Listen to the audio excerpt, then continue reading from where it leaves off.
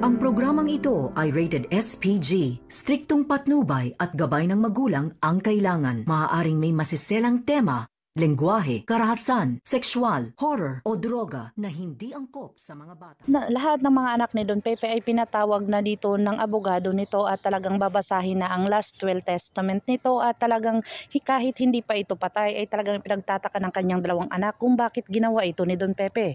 Dito na napagkaalaman nila na handa lang talaga itong si Don Pepe kung sakasakaling kukunin na siya ng Panginoon.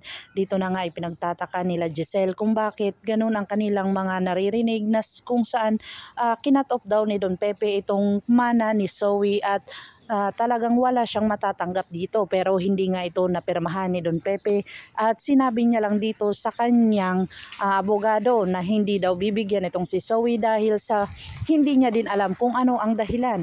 Dito na ipinagtataka ni Giselle ang lahat ng kanyang mga narinig dito sa abogado kung saan namumuuna naman ang mga palaisipan na si Zoe at saka si Moira ay may dahilan kung bakit dito talagang ikikidnap nila itong si Don Pepe. Dito na nga kaya mamumuuna naman ang palaisipan ni Giselle na talagang porsigido na siya na ididiin talaga itong si Zoe at saka si Moira sa lahat ng mga pangyayari. O kaya dito na si Dr. RJ Tanyag mahahalata itong kanyang anak na si Zoe dahil sa hindi ito nagpapakita sa kanila at talagang nananatili ito sa kanyang ina. Pakakaabangan natin ang mga susunod pa na episode na ito. Ang abot kami na pangarap.